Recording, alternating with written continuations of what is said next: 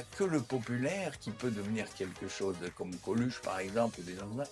C'est eux qui sortent vraiment du peuple, qui peuvent devenir des stars, parce ils ont une étoffe à l'intérieur, ils ont quelque chose. Les autres, c'est des ectoplasmes, c'est des petits jeunes bien gentils, tout ça, les Dussolier, les Berléand, tout ça, c'est on dirait des agents d'assurance ou des, je sais pas quoi.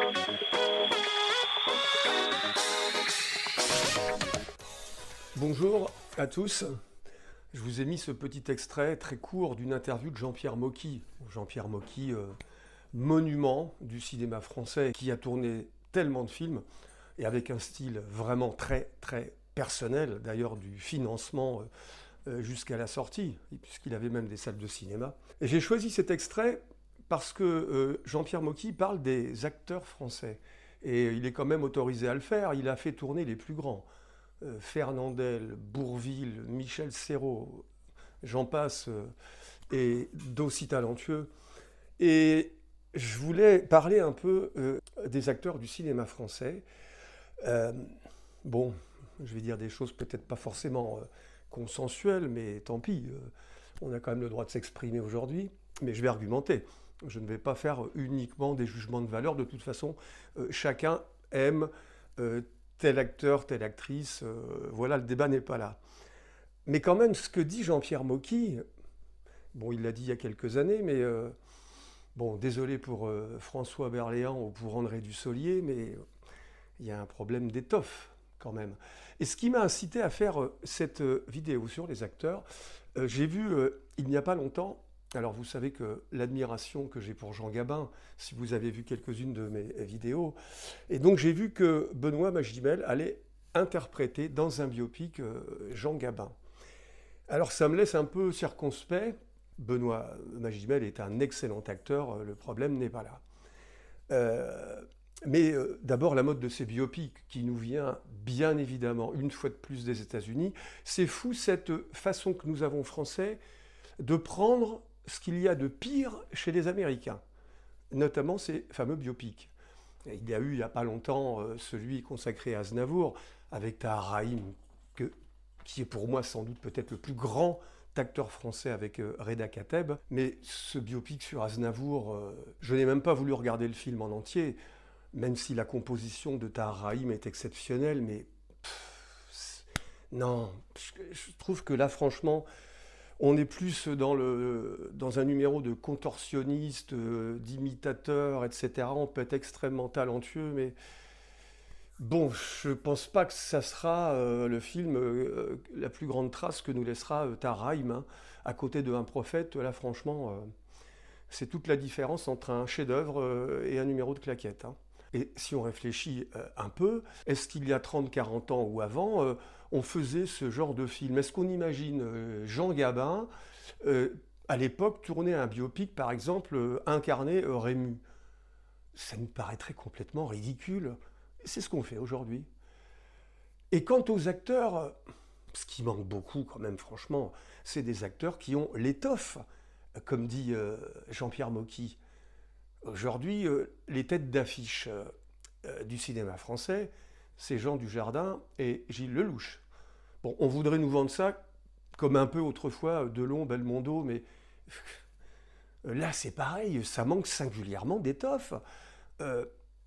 Jean Dujardin, comme disait Jean-Pierre Mocky, qui avait le sens de la formule, il a un physique de garçon de café. Quand on est dans une brasserie, si on le voit, on a envie de dire garçon. Bon, c'est pas très gentil parce qu'il a fait de très bonnes choses, mais on est loin de Jean-Paul Belmondo au niveau charisme.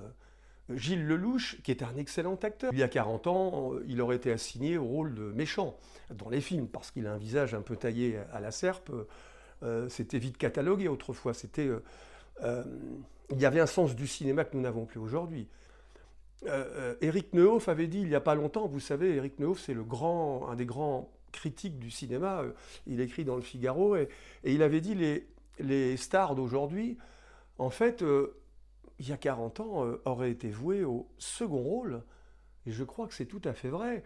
Et par exemple, bon, Pierre Ninet, j'ai rien contre Pierre Ninet, qui est un très bon acteur, un jeune acteur qui fait beaucoup de choses. Mais bon, il est beau gosse, il est mignon, mais il est mignon de façon générale. C'est-à-dire que Ça manque un peu d'épaisseur, tout ça. C'est pas très cabossé.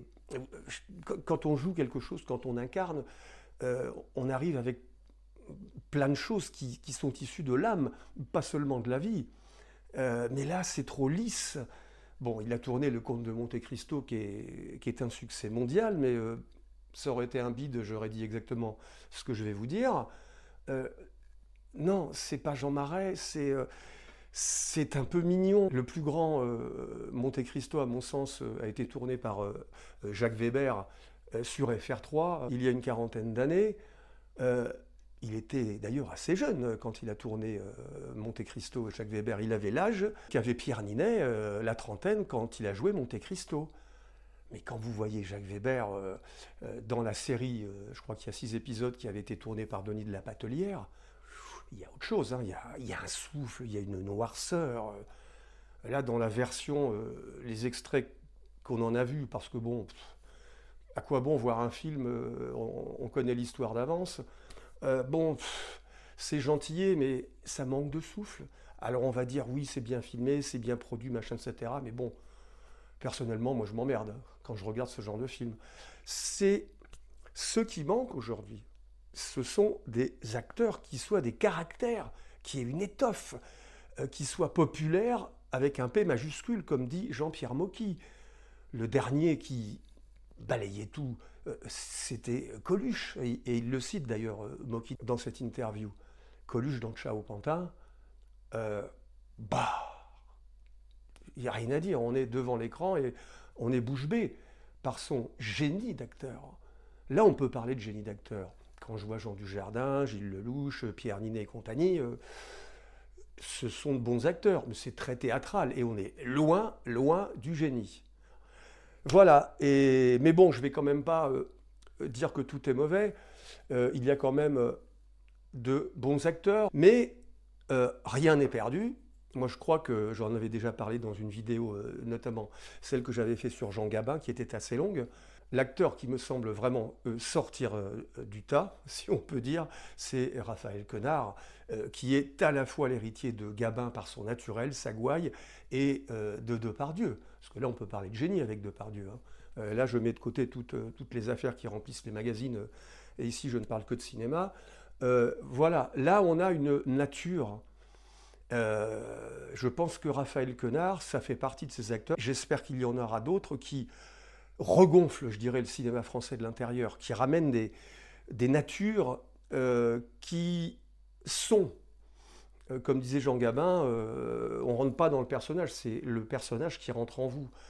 Et je crois que Raphaël Quenard, quand on voit cette carrière extraordinaire, il a déjà tourné à la trentaine 30 films, bon, espérons que ça va durer, mais là, à mon avis, on a quelque chose de plus sérieux que cette génération, bon, qui maintenant approche de la soixantaine et dont je vous parlais peut-être pas avec des termes très glorieux, mais je sens qu'il y a peut-être autre chose qui arrive et qui va renouveler avec du sang frais le cinéma français. Quant aux actrices, c'est plus difficile, mais je ferai bientôt une vidéo pour parler des actrices, celle qui me vient tout de suite à l'esprit, qui amène quelque chose aussi, c'est Camille Cotin. Parce que là c'est pareil, on sent qu'il y a une nature, il y a un physique qui ne rentre pas non plus dans les clous, il y a quelque chose de différent, il se passe quelque chose. C'est pour ça que je pense que dans le cinéma français, au niveau des acteurs, il y a un renouveau qui s'annonce. Mais je vous en reparlerai dans une prochaine vidéo. Et bien sûr, j'attends vos commentaires, voir si je n'ai pas dit trop de bêtises, et lire ce que vous en pensez. Et je vous dis à bientôt.